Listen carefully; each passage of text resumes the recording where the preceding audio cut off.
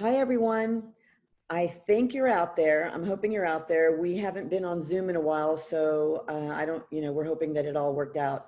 So if you're in the audience, maybe say hi in the chat room so we know you're there.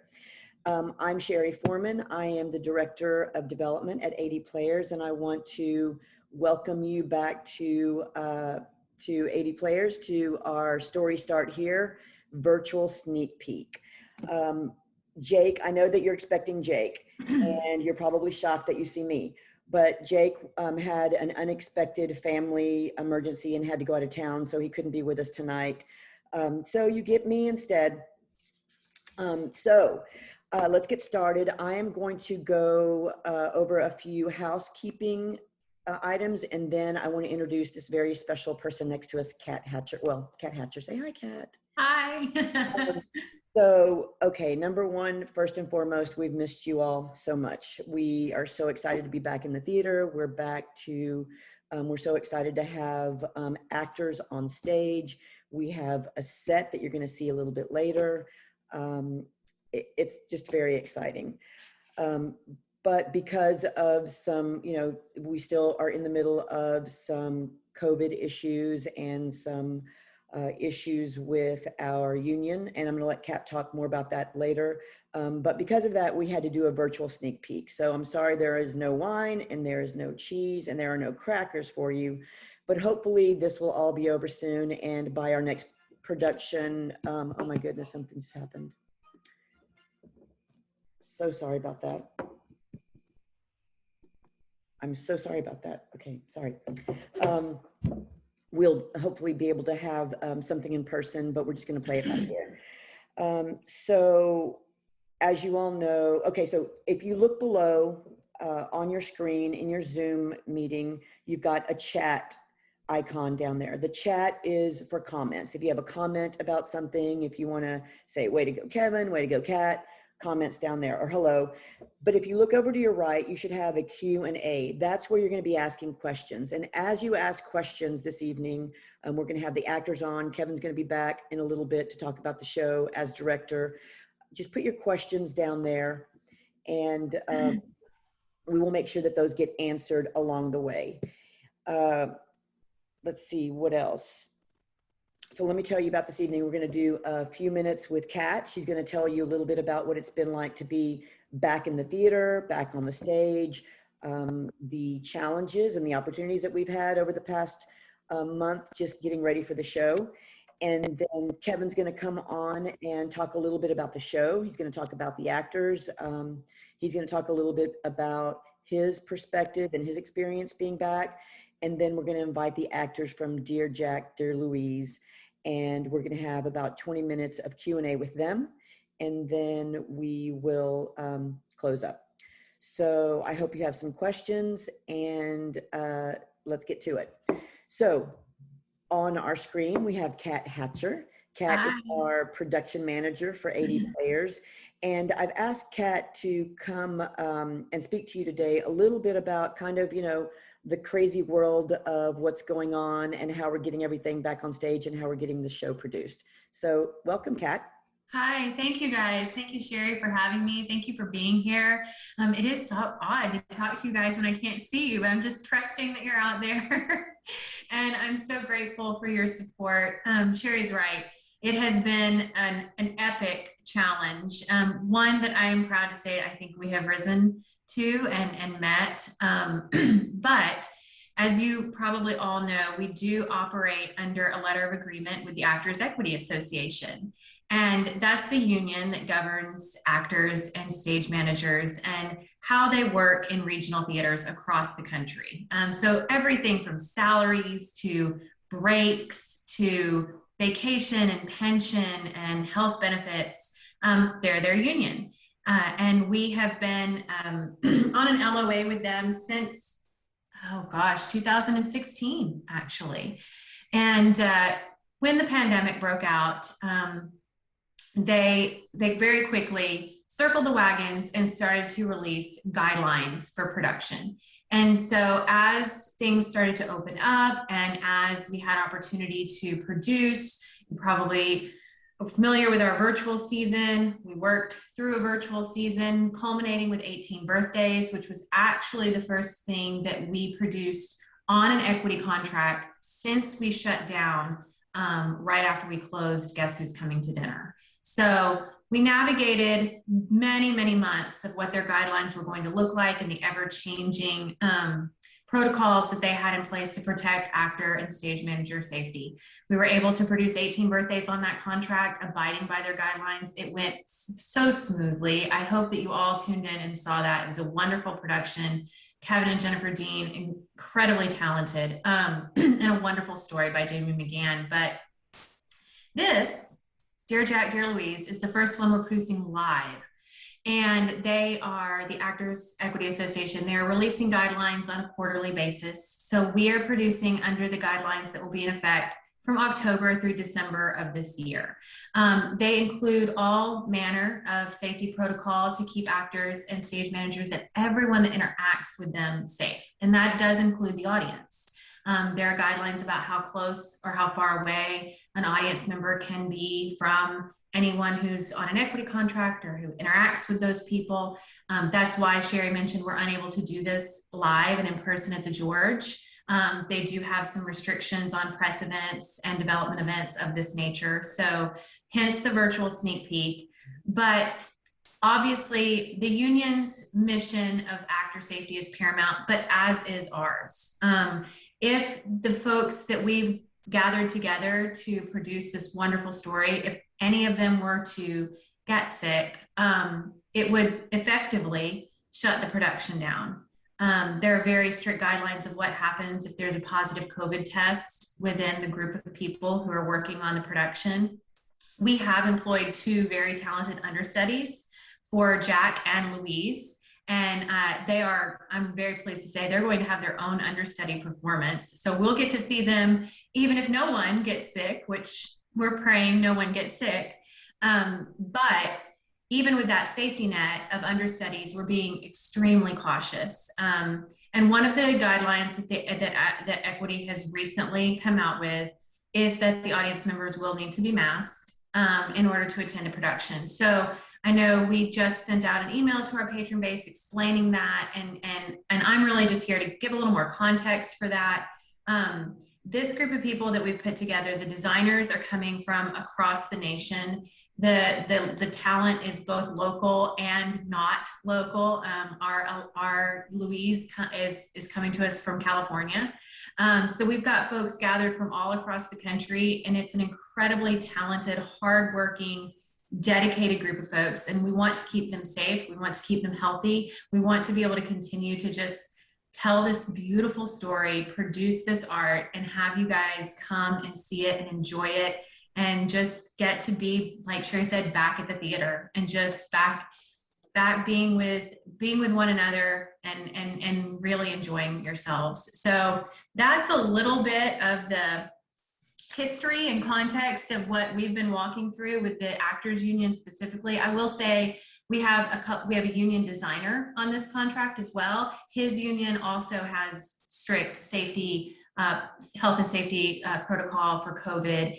We had to submit a safety plan to that union as well, down to things like, what is the layout of the rehearsal room? What's the ventilation? What's the HVAC system doing? I know y'all were probably on the mailing list that received the information about our UVC lights that were installed in our HVAC system to purify our air. And so the unions that we work with are asking all these questions, and we are able to answer them. We're able to comply, which is a huge praise. God has provided for us in just monumental ways to be able to outfit our theater, outfit our space, staff that we need to ensure that these protocols are met. We're able to do all of that, and we're really excited to be able to produce and to be able to create art again. So thank you, Kat, for that. I have to say about Kat's job is that Kat is the one who has been working with, well, Kat and Kevin, but working with Equity, working with all of the rules and regulations, and those rules and regulations have changed from one week to the next to the next, then back again, and then changed again. So I really, I really commend you, Kat, for just being calm and patient through all of it, because you know, we never know from week to week what is going to be required of our theater to be able to go in and work, to be able to go in and produce. The other thing, Kat, if you could talk a little bit about, because I'm not sure our audience knows this, is that our production team just came back and began working again maybe 30 days ago. We let Yes. go. Yes, it was 60 days ago. We brought back those folks at the top of August. So right before our new fiscal year started, we start producing in the fall, but we have to start working on that show in the summer. So we were actually able to bring back everyone that we had furloughed by August 1st of this year, which it was emotional and so gratifying. And really just, again, a testament to the blessing that God has bestowed on us, that we were able to recall all those people from furlough. And our assistant technical director, 2 carpenters, our shop foreman, our costume shop staff. I know a lot of you probably know Patty Toole Bailey and have seen her on stage for years. Patty also works in our costume shop. She's back, and the whole production staff is whole again and working again. And it really was, they just jumped right in. Like Sherry said, we had designs, we were ready to go. And particularly our scene shop staff just jumped in and started building. And it was really, I know, kind of an overwhelming experience for all of them to get to be back. They've been furloughed for 9 months. Right. So It was emotional. I remember the first day coming back into the office and having to walk through the back, and I walked across the stage and saw the guys back there. I didn't expect to feel this way, but I had this overwhelming, I mean, tears were just welling up in my eyes, and I was just so happy to see them back and to see bits of normalcy just come across the theater, because it really has been dark for so long. No one in the theater, staff hasn't been working. So I don't know if you can, if our audience can tell, but we are overjoyed to be back in the theater, you know, and so excited to see people on stage and actors on stage. The other day I was walking through the lobby, and a rehearsal was going on in there, and oh, I was so happy. So anyway, well, Kat, thank you. Is there anyone else? Tell us a little bit, just a little bit more, and then Kevin will be coming. Oh, right. Kevin is on stage right now with the actors. They're doing some, they're having some, I don't know what they're doing. Oh, there he is. He's back. And oh, he was in there. So Kat, if you can just tell us a little bit about the actors and what you've had to do as visiting actors, and people from out of town are coming in terms of the, you know, just the layout of the theater and how to keep them away, you know, so what we're doing. Yeah, absolutely. So one of the requirements is that if you are within 10 feet of the actors as they're unmasked and working within that rehearsal, then you can also be unmasked. There's no requirements of plexiglass barriers or face shields of that nature, as long as you're within 10 feet of that individual. If Kevin were to want to go up and like walk onto the stage and talk to those folks in a more close setting, he would need to mask, and he would need to also wear a face shield in that setting. So if he were want to work with them in a little more intimate way. We also have a COVID safety officer who is required to be in the building at all times. So this person does a check-in with a daily health screening, and then they also just remind people of the protocol as the rehearsal progresses. And they're just there to answer questions. They're there to be a resource. Should someone start to feel ill during the course of that rehearsal, that COVID safety officer would again start to enact the protocol that we need to follow to isolate and to contact trace and to make sure that that person is taken care of, tested, so that we know what to do next. We have spaced everything out. They are rehearsing in the lobby, like Sherry said, because the George has been outfitted with our UVC lights. In the HVAC system, the air is turned over every 2 hours. and completely purified, like I said, every 2 hours. So, and there's a lot of space in our lobby. You've all been there. It's very spacious, and there's room to socially distance. And so we're doing a lot of just restricting access. Typically in a theater, everybody's everywhere, so it is a little bit of a culture shock to realize, oh, I can't just go as I please. I need to stay in this area. It's an adjustment, admittedly, even for me. I've been at the George since we opened. I feel like I have free reign over the building, and now I'm being told, no, Kat, you need to stay here. It is an adjustment for sure, but I would gladly stay in my designated area if it means that we get to continue to do this. And like Sherry said, just to have life in the building, even if we're a little spaced out, just to have life and work happening is a blessing. Well, thank you, Kat. I appreciate you sharing Absolutely with us. I mean, it's overwhelming, and I just want to tell you how much I appreciate, and we all appreciate everything you've done, because now we get to have a show on stage, so we're excited. And people back into the theater. All right, well, Kat, thank you. I'm going to invite Kevin back. Kat's going to stay with us while Kevin, or go away. There's Kevin. Hi, Kevin. Yay, Kat. Kevin, thanks for joining us. Yeah, this is so exciting. Yeah, so exciting. And before I just, tell you how excited that we are to be back, I do want to give a little shout out to Sherry and to Kat. We just finished our fiscal year. Our fiscal year runs from September to August, and Sherry and her development team exceeded their development goals by like 25%. 25% in a COVID year. And that is saying something, and I don't say that lightly. That is we are so blessed, because we wouldn't be able to be where we are and do what we're doing without Sherry and her team. So Sherry, thank you guys. Because, I mean, that's incredible. That's really amazing.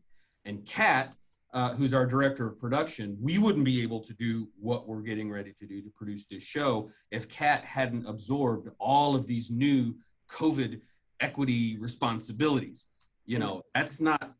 That's a lot of stuff. I mean, when we sent off, you may not know what this is, but our HVAC, I didn't know what HVAC was until COVID. It's air conditioning. But so we had to, the document we got back from our HVAC inspection was like this. It was like a dictionary. And so we had to sift through that. And so Kat knows things about our HVAC system that she never, ever wanted to know, but needed to know so that we would be able to do what we do. So a great big shout out to both of you ladies, because without your leadership, we wouldn't be where we are. So thank you so much. You guys are awesome. Okay, so now, Kevin, talk about the show. Let's talk about. Okay. All right. Enough about you guys. Yeah, enough about us. So, it's so. Imagine not being able to do what you feel like you were put on this earth to do for like 19 or 20 months. And that's sort of what it's been like for us here. And, we're storytellers, and, putting on a play is much more than just a director telling actors where to move around on stage and actors learning lines and reciting them. I mean, it's a huge team. It's a huge team effort, a team of storytellers. We have designers who tell the story through lights and through the set and through costumes and through props, through sound. We have storytellers who tell their story through the construction of those costumes and the construction of those sets. And we haven't been able to sort of tell those stories for quite some time. And the stories we were able to tell were through a medium that we really didn't have a lot of experience with. So we had to learn all of that. So finally, to be able to be back in the shop with power tools, building sets and looking at renderings and reading scripts that were meant to be produced on a stage has just been so invigorating.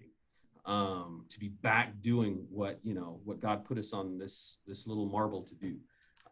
And what I love about this show, about Dear Jack, Dear Louise, one, it's a true story, which is always incredible to tell.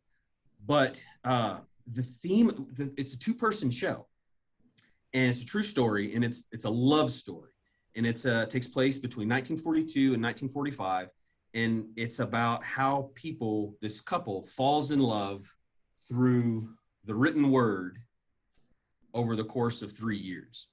You have one character that's an actress in New York, struggling to make it. You have another character who's a medic in the Army, and he starts off in Oregon, but then gets shipped overseas, and they never meet face to face. They never see, they get pictures of what one another look like, but they meet and fall in love through a lost medium.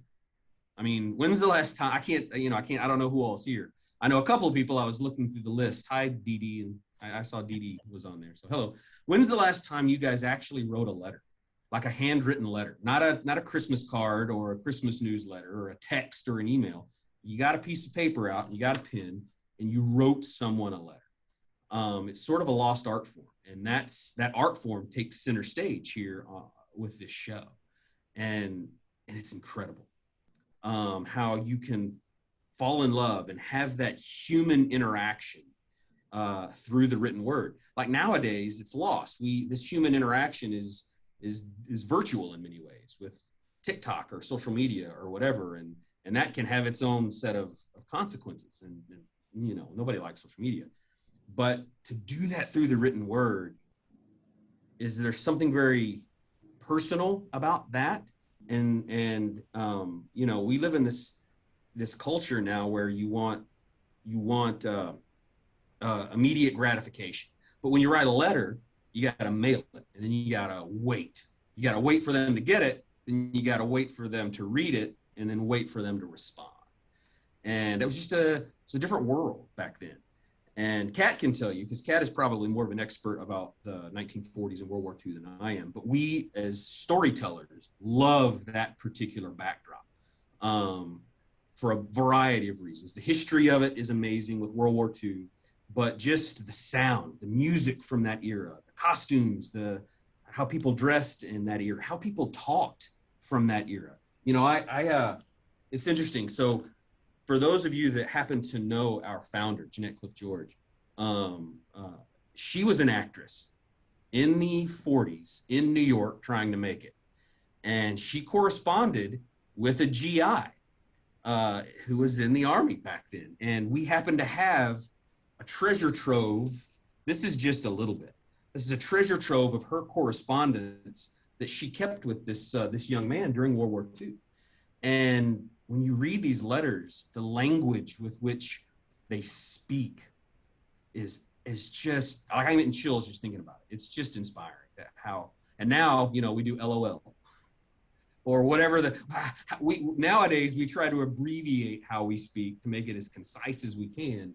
But back then, they wrote letters and they poured their hearts out into these letters, and it's just incredible. And these letters have been a great source of inspiration for me, just to sort of get in the mindset, of this period of time when that was how people communicated back then.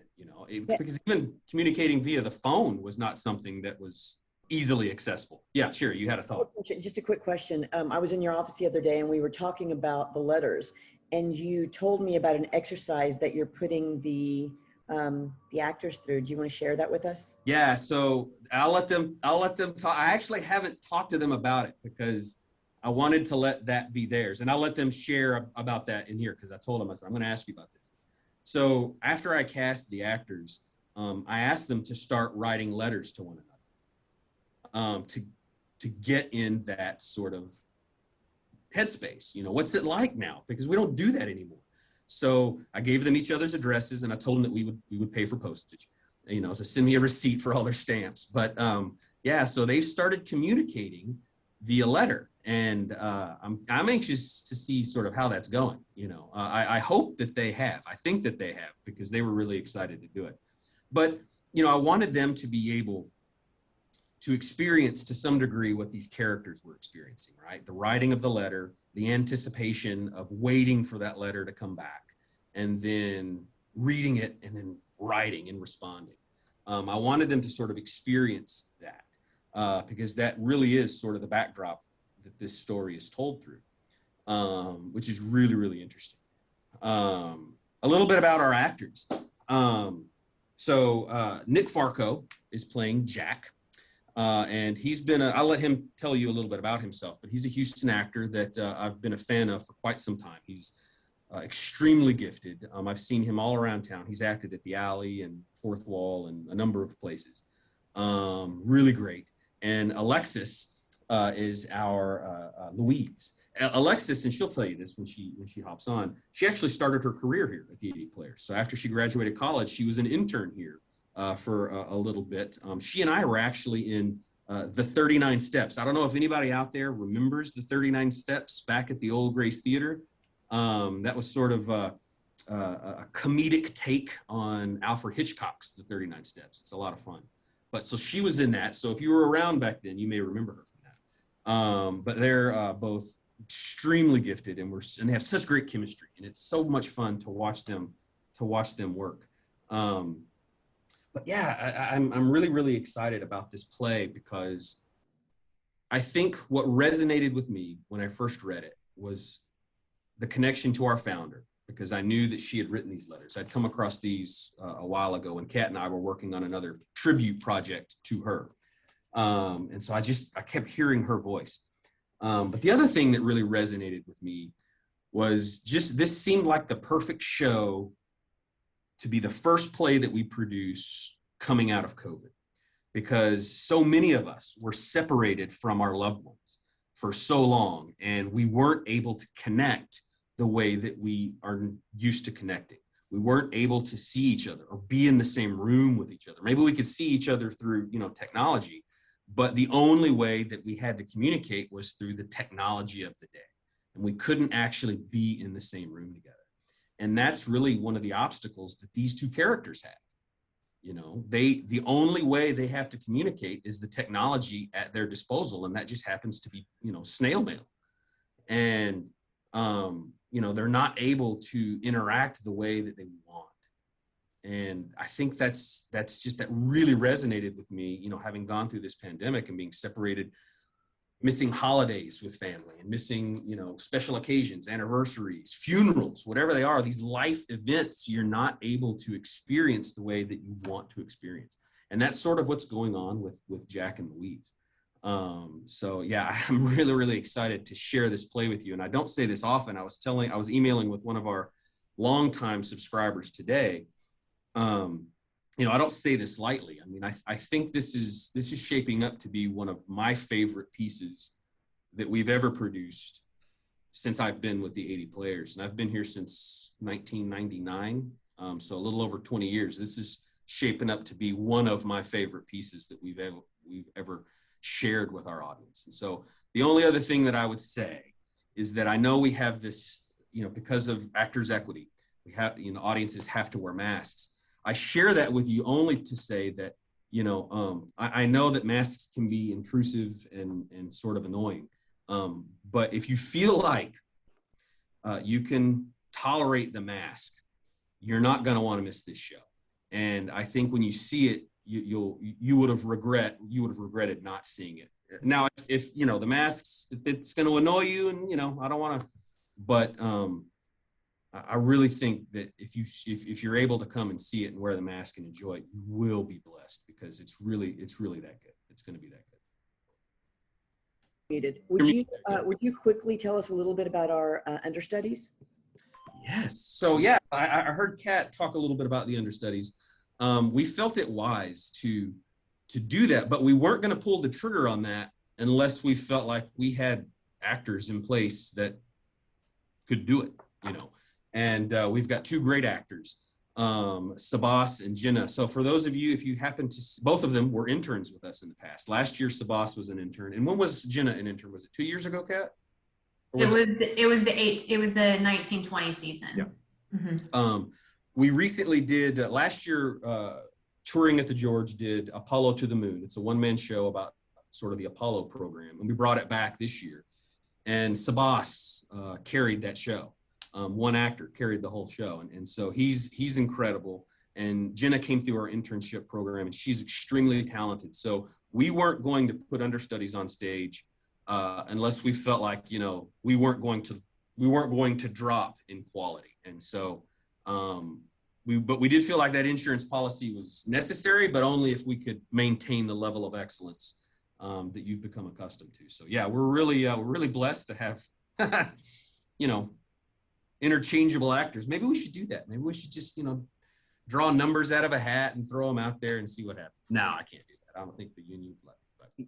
So Kevin, I think, thank you for that. I think the actors are in place and ready to join us. Let's do it. Kat and I are going to go away, and Kevin, we're going to let you interview the actors. All right. Okay, so now is somebody going to let them in, or are they just going to turn their camera on? They're going to turn their camera on. Okay, so I'm going to give you guys a countdown. Oh, there they are. Never mind. Put the countdown. There they are. All right. So, ladies and gentlemen, I would like to introduce Nick and Alexis. Hi. Hello. Hi, guys. Can you, Sherry, can you hear them? I just want to make sure everybody can hear. Please turn up. Can you turn up the? Hold on. Let's just look at them for a moment. Can you turn up the volume a bit from on your computer? Is that better? Is that better? A little bit, but not much. Here, let me see. Hold on. Let me look at the audio. Select speaker, select a microphone. It says the microphone is the microphone that comes with a computer. Maybe if we just sit, Really if we get close, unlike the play, you can hear us. Is that any better? Yes, that's a little better. Okay. Hi, guys. Yeah. Let's start with Alexis. Why don't you tell? I don't know why I'm getting closer too. I don't know. That's weird. Kevin? Alexis, why don't you tell everybody a little bit about yourself? Okay. My name's Alexis. I am from Houston. I was born and raised here. I've been living in LA for the past 6 years and doing my acting career out there. It's been so awesome. I've been so incredibly blessed and fortunate. And I came back to do the show. I did an internship with 80 Players years ago and had such an incredible time. And I'm always so excited to work with them. So I'm just honored and thrilled to be here and working with the most talented actor and crew. And I'm just feeling so full of gratitude to be here. Awesome. Nick, tell us a little bit about yourself. Well, I'm originally from Brooklyn, New York, which is actually where our families in the play spent at some point together, and she's from there as well, her character. And I lived there for a lot of my life, but also in the other parts of the tri-state area. And then, you know, I studied acting at the college level and my master's level, and started my career in New York and regional theaters around the country, and then a little bit of time in Los Angeles as well. And then about 6 years ago, for family reasons, people had moved down here from the New York area, and my wife and I followed them down, and the Houston theater community just kind of welcomed me with open arms, and it was awesome. And I worked at the Alley and Fourth Wall and Stages, and you know, it's just so many different theaters in town have been so wonderful, and it's been great. And now to get to work at 80 Players, which is such a beautiful theater and a beautiful theater with a beautiful mission and beautiful people working here. They're so good and professional. It's just, it's really exciting to be involved in this, especially coming out of such a long layoff from live theater. So I'm really happy to be here. Speaking of that, long layoff, what's it like to be back in the rehearsal room? Oh my gosh. Ladies first. Thank you. Thank you. Refreshing is not the right word, but it's the first thing that came to mind.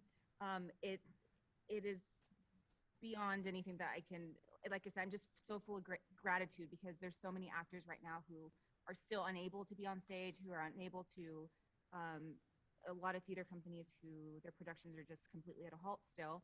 And so being able to come and do our work and our art and do quality acting and the whole production from start to finish, it's incredible. I will never take it for granted ever again, getting to be in the rehearsal room. Yeah, I mean, I knew I missed it, but once we got back and we started working together and whatnot, and like, it was kind of reminded me of when you start to drink some water out of a glass. and then you wind up drinking a lot more than you expected.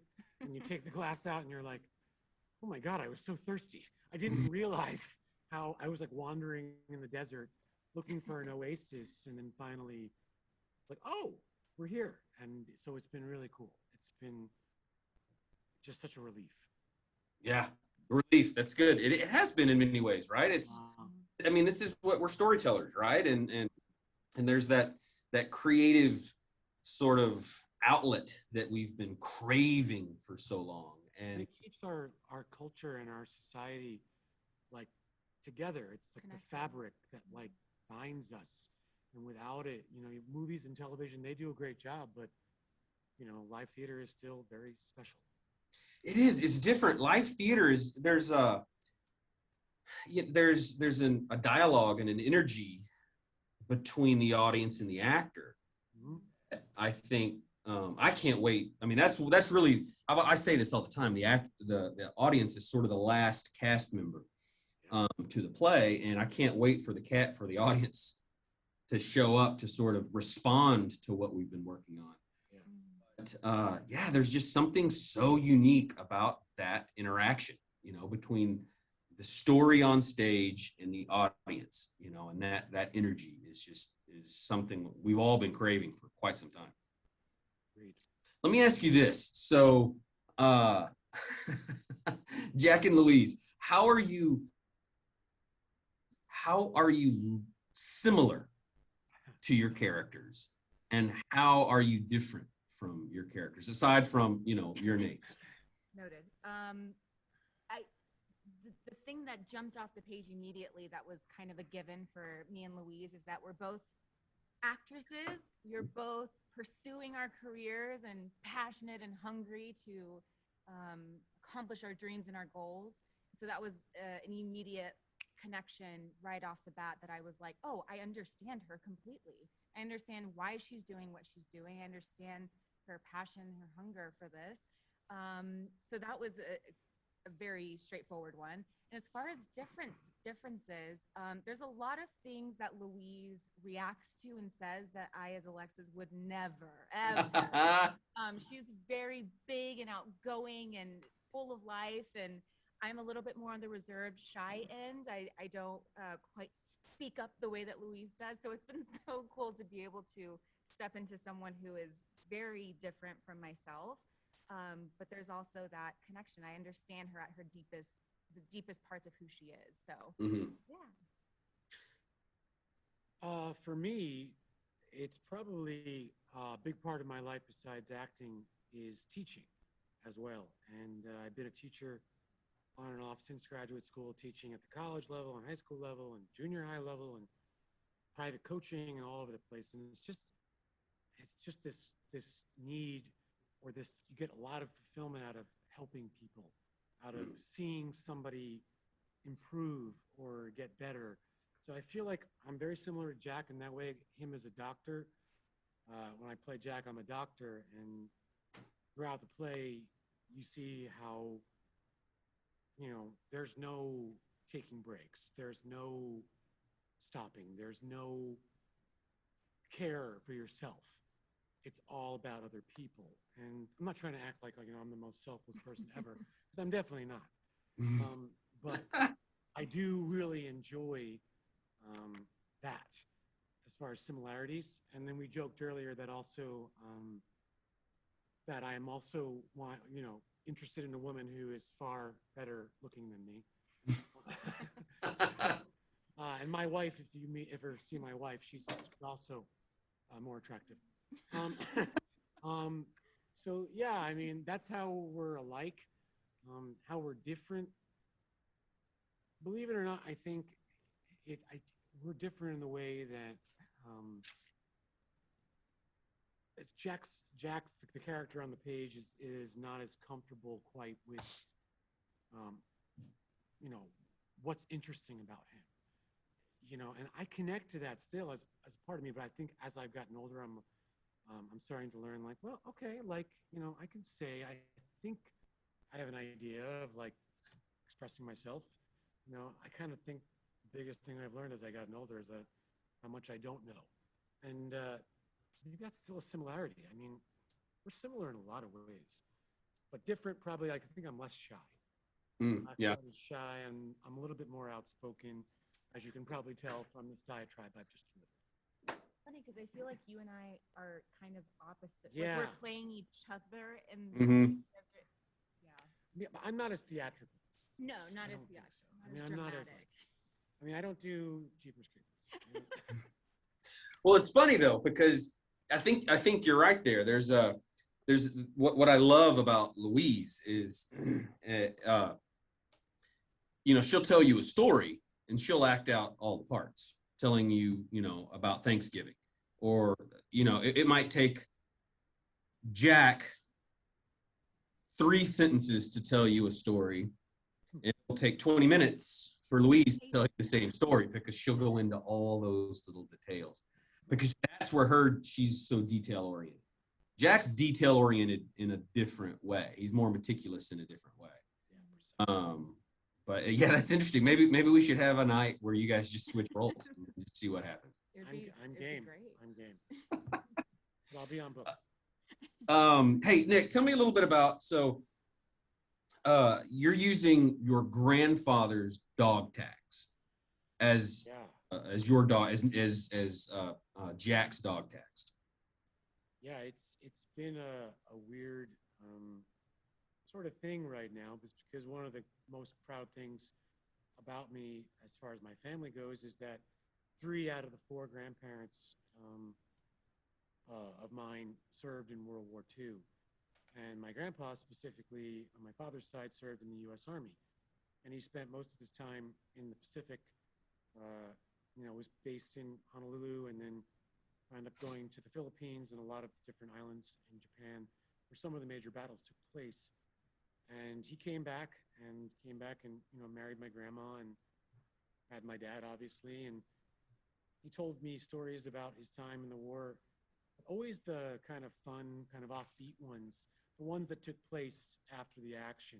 He didn't focus on this, more, I guess because I was a kid, right?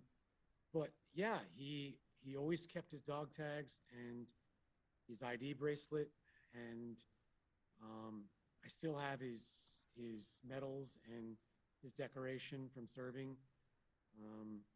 And when I first started rehearsal on this play, it's kind of a little bit strange to talk about, but I started rehearsal for this play. My grandfather was alive, and he just passed away about a week and a half ago. He was 97 years old, so he lived a lot of life from the great generation.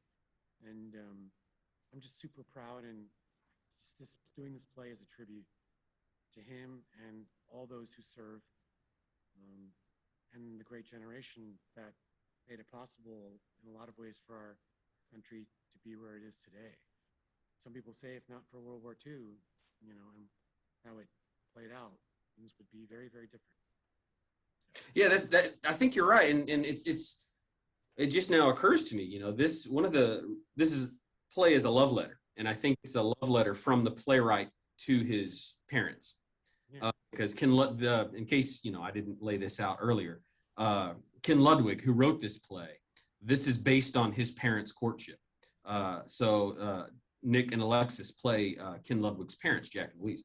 But it's also a love letter in many ways to the greatest generation, I think, and sort of what was going on during that particular period of time and how people communicated during that particular period of time. Alexis, this is really weird. So would you introduce Darlene to the audience? I think you should bring her over. I'll bring her over. Okay, bring Darlene Nick's over. gonna escort her over, but I'll just give her a proper introduction because I think she deserves it. What Ken Ludwig didn't mention is that, and what we didn't know at the beginning of the rehearsal process is that there's actually a 3rd character in this play. Her name is Darlene. Can you see her there? And right now she's she's sporting a beautiful black towel. Yes. That will not be a black towel during the show. It'll be No, it won't. Beautiful, beautiful wardrobe. We'll put a lot of things on that. Yeah, we'll put a lot of things on her, but she is the addition to our cast. She will be a vital part of the show, bringing Louise's world to life. And it's such a, yeah, as you can see, there's... Darlene, she's the only one I can talk to. Listen to very excited for you guys to see how Darlene. Can't wait. Darlene, she's gonna have a bio in the program. The and whole thing, right? She'll have her own bow and everything. Yeah, it'll be Yeah, she should. She's gonna get the last bow. the last bow. That's really funny because, you know, when we talk about world building, we're in our concept phase, when we're trying to decide what the set is going to look like, what the costumes are going to look like.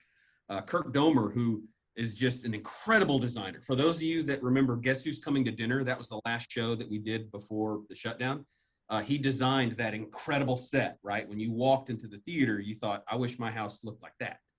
He designed that set, and he's designing our set for Dear Jack, Dear Louise. And, you know, he wanted to add some dress forms because, you know, he figures back then Louise might be mending her dresses or making her dresses for auditions and what have you. So we thought that would be an interesting addition to build out her world on her side of the stage. But they made the mistake of giving us a dress form with wheels. So we decided to incorporate her in a couple of surprising ways into the show. So I can't wait for you guys to come see Darlene's contribution to Dear Jack, Dear Louise. It's been a very organic and collaborative process. It is. She's been very collaborative. She's brought a We're lot, blessed to have her. a lot to the table. She's in the dress form union. They obviously don't have to wear masks because they don't have head. But other than that, she's been great. She's been great. She has. Listen, guys, thank you so much. Are there any last thoughts, anything that you would like to share before we sort of move into a Q&A session with the folks that are joining us tonight? I think we should just thank Kevin and everybody at AD because, you know, providing this opportunity for us and the audience and all these people that they're supplying jobs and fulfillment to, and it's just it's a better time right now. It's still scary sometimes, but it's a better time. Well, okay, guys, listen, we've got some time that we'd like to share with those of you that are watching. If you've got questions, please post them in the Q&A screen, and I'll read those off and let Nick and Alexis answer those. And while you're thinking of those, let me think of some of my own while we wait. Let me think. Okay, hey, Nick, what's your favorite movie and why? My favorite movie. It's a really complicated question for me. I asked you that in the You letter. did. I asked him that in the letter She that we've wrote been to writing. me, so I don't know if I can reveal it, but what I would say is, she actually wrote to me about her favorite movie, and I was very impressed, actually, by her favorite movie, because number one, she's younger than me a little bit in real life, and but yet her favorite movie was, not from the 21st century. It was from the 20th century, which is a real plus in my book. And it also had fantastic actors and a fantastic story. But my favorite, I don't know, it's really hard. The easy answer to always go to, the go-to answer, is always to talk about Godfather Part 2. Just because when I lived in New York, I'm from that neighborhood. Like literally that's where I'm from, is where that neighborhood. And one of my survival jobs for a long time in New York was working at a hotel and a restaurant that Robert De Niro owned. So I used to see him like every day. So Oh, wow. it's hard not to be in awe of his performance in that, and of course Al Pacino and the other tremendous actors, James Caan and Talia Shire and Francis Ford Coppola's direction. He fought for all those actors to be in those movies. Mhm. And it's just they're masterpieces of storytelling. But then there's so many other genres, so you can't really pick one movie because there's just genres and time periods. I love old movies. Me and my dad watched Tyrone Power movies and John Wayne movies, and Jimmy Cagney movies, and Cary Grant movies and Jimmy Stewart movies. I know all these lead actors, and Ann Miller and Vera Ellen, and there's Betty Grable, and there's just a million. My mind's failing me right now, but I love movies from that era too. So I can't pick them. Well, we sort of talked a little bit about this before you guys popped on, and then I I forgot to ask you, so everyone's asking in our chat. Oh, yeah. Tell us a little bit about your correspondence to one another, your experience in writing to one another. You sort of touched on that just a little bit, but yeah, talk a little bit about that. Yeah, so it's been really I wrote this in the first letter that I sent to Nick, and this is as Alexis as Nick writing to each other via longhand. And I said, I haven't written a letter. I can't remember the last time I wrote a letter. I don't even know what it's supposed to sound like, what I'm supposed to write. So there was a lot of anticipation and, well, what's his going to sound like to me, and the correspondence between each other. But it's been so cool to get to know each other in a different realm, as opposed to like us either texting each other or calling each other, or even talking in rehearsal. We have to wait. We have to wait for days to hear how his day was, or to hear what his favorite movie is. And so it really has helped us, at least I'll speak for myself, but it's helped me to understand the waiting game that happens a lot in this play, and how that adds to the tension of these characters and the lives that they're living. So, but I mean, it's been really cool to. No, to I mean, get to, I totally agree with everything she said. I mean, just the first time I started the letters with you, I was like, started to write, and then I was like, my handwriting was not good enough. Or this word, you can't tell that's an R, so I'm gonna crumple this up and throw it away and start again. I was like, I don't want her to judge me on my spelling or my handwriting. She doesn't know me, you know? So, you know what I mean? Like, you just think about all these things that you don't think about. And what's been really fascinating for me is things that she asked me or shared with me in the letter that I shared with her. We don't talk about those things when we're together. Like, we kind of save it for the letters. Mm-hmm. So it's kind of like, it's almost like it feels more private. Yeah. It feels like you have more privacy when it's not spoken, it's written. Something about writing it and knowing the other person read it. They read it, they know it, but we're not going to talk about it out loud. We're just going to know it. And there's something about that that's really private and special. And when you translate that to the play, and I think what is so cool about the show in particular is that the audience gets to see a firsthand look at two people's intimate conversations and their correspondence between each other that otherwise nobody would know. I mean, nobody would know what they're writing to each other in these letters. So I think it'll be a treat for the audience to hear and to see performed for them something that actually did happen with Ken Ludwig's parents. You know, a lot of these stories that happen in the show actually happen in real life. So I think it'll be a treat for them. Mm-hmm. Awesome. That's cool, man. How many letters have you exchanged so far? Like 4. It's going to be 4. We've only Okay. done 4 so far. It's you know, but we write really long ones. Yeah. They're They're like long. literally 4 pages, like 2 sides, 2 sides. It's like a side. Wow. On the side. And They can't be short. I They mean, can't there's be. too much to No. talk about. Yeah. And it's also because I know that once I mail it, how long is it going to take to get to her? And then you have to process it. Like the one she sent me, like I'm thinking about it. And like, then I start to write. And then I go, okay, I'm going to finish. And then, okay, I'm going to send it, you know? And it's kind of like, I don't know, it's very different. It's very Has that helped your approach to the show, to the rehearsal? Has that been a helpful exercise, or was that just, you know? No, totally. I think so, helpful. yeah. And I'm so glad that when you suggested it at first, I was so thankful that you did, because it adds a new appreciation for a lot of silences in the play and a lot of it's just the waiting game. And I didn't truly understand what that tangibly felt like in my body until we started writing letters to each other. But now I go home and I'm like, he hasn't written me. Why isn't there a letter here? You know? So I relate to Louise. I get it. Oh, that's funny. So here's a question from the chat, from the Q&A. What preparation did you do to connect to this time period? A big one for me has been music.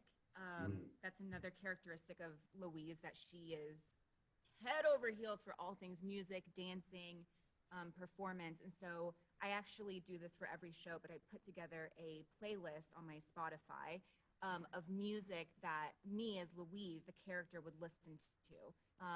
And I listened to it driving to rehearsal. It's a very practical way for me to feel like I'm in that time period, to get it in my body and really sit in it before I walk into the theater for rehearsals. So yeah, that's just like a fun little practical way for me to get into that era and feel it in my bones. Yeah. I agree with her about music, but also images are super important to me. So when I went to the library,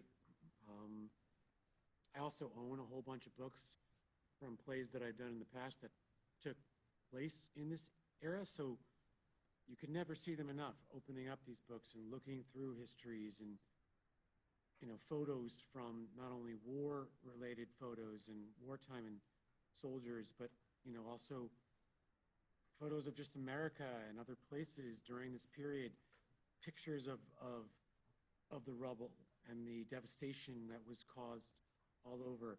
And other times you just have questions, and we're so lucky to be living and blessed to be living in a time where we have this technology where we can just ask questions to a computer and a million results will pop up with statistics and information, and just immersing yourself in that is staggering to be reminded. A lot of times you hear the numbers about 70 million people worldwide in this war were lost. You know, over 400,000 Americans, which I guess, you know, in a way we think, wow, you think that's it's a huge number. But then when you think about like everything that happened on the Eastern Front, you know, in Poland and Russia and Germany and all there, the devastation. We're not even talking in this play about the atomic bombs and things like that. There's just so much going on. We talk about the papers a lot and the news a lot in the play, and you know, people in America were getting a version of the events afterwards, and sometimes the news they were getting was old to somebody who was involved. So it's just, oh God, there's just so much out there. Yeah, it's interesting, and I think because this play at its core is a love story, but what I think Kim Ludwig does extremely well, and you guys really inhabit, is occasionally we remind the audience of the actual stakes to this relationship. You know, at some point, Jack goes overseas. He's a part of D-Day. He's a part of a number of battles over there. And this play, at its core, in many ways, is sort of how Louise is Jack's lifeline through that, and how those letters keep him going through, you know, what are awful circumstances. But it's told in a really, really sort of accessible and entertaining way, because it's not a play about, it's a play about World War II, but it's not a play about, you know, World War II. That's just sort of the backdrop of it. But there's enough homage paid to it that I think you guys do a great job of capturing. I think we are running out of time, so I just wanted to take a moment to say say what? Oh, I just wanted to take a moment to say thank you. You guys are doing a great job in this show. And this process has been extraordinary. And like I told them, I think before you got on here, this is shaping up to be one of my favorite shows that we've ever done. And that is in large part a tribute to your contribution. So thank you guys so much. Now go get in character. Yeah. Will do. Will do. Thank you. Thanks, guys. Thank you so much. Thank you. Thank you. Thank you. Well, thank all of you in the audience for joining us this evening. We, again, and thanks, Kevin, and please thank the actors for us. They're just beautiful. I can't wait to see the show. I hope all of you out there will purchase your tickets, will tell your friends about it, grab a group. We have, our concessions will be open. We're hoping that it will look and feel like it normally does. Well, like it did a couple of years ago. And we really would like to sell some tickets to this. We know that there are people who are a little bit afraid and maybe people who don't want to wear a mask, but let's just put all that aside. Let's buy tickets. Let's come to the theater and enjoy the show. Kat, will you tell us a little bit about what to expect? Absolutely. Yes, we are selling reserved tickets. So when you purchase your tickets, you'll be choosing a specific seat. Our box office and our online sales are open for that. If we do not have the capacity, we will have the balcony roped off. So no seating up in the balcony. We do allow for patrons who want to be more socially distanced to buy a seat in the balcony as a walk-up. So if you don't want to buy in advance, but you do want to come to the theater and you walk up that night and you do want to stay a little bit separate from the rest of the folks who are there, we will have the balcony available for you to do that, to purchase a ticket and sit up there in a more socially distanced fashion. We will be conducting temperature screenings upon entrance. If you came to the theater at all to any of the events that we did near the end of 2020 or the top of this year, you would have seen our little touchless temperature tripod. And it's very simple. It's simply stand in front of it, kind of push your forehead forward, and it scans. It turns green or red, based on your temperature. And we have never scanned someone and had to turn them away for a temperature reading that we got at the door. Most folks are pretty cognizant of how they feel and are not coming out to the theater if they're not feeling well. We will have postings on the outside just for you to kind of briefly check and say, okay, yes, I'm not feeling any of these ways. We will not be actually asking health screening questions. We will be doing the temperature scan, but we will not be asking a health screening at the door. We will ask that you wear your mask at all times unless eating or drinking lovely Churrasco's concessions. And as you know, there's no eating or drinking in the theater, so you can't do that anyway. But that's basically what you can expect. We've got our ushers and our front of house staff and our box office staff. Like Sherry said, it will basically look like it did back in 2019, and just be a really enjoyable night at the theater. Our volunteer usher staff and house management staff will be masked as well, just for everyone's safety and protection. Yeah, and I'll just say, I suspect that if you're a part of this sneak peek story start here, that you're anticipating coming, but you may have friends that may, have questions about the masks. Guys, you're not going to want to miss this show. And I don't say that lightly, and I don't think I've ever said that. And that's not just the emotion of, hey, we're back doing a play again. This story and this play is so excellent on every level. The acting, the set design, the costume design, the properties design, the sound design. It is excellent from top to bottom. It's a show filled with love, and it's poignant, and it is so satisfying. Like, the end of the play is so satisfying. You're not going to want to miss it. I promise. Thanks, Kevin. Well, don't miss it. Buy your tickets. Come see us. We miss you.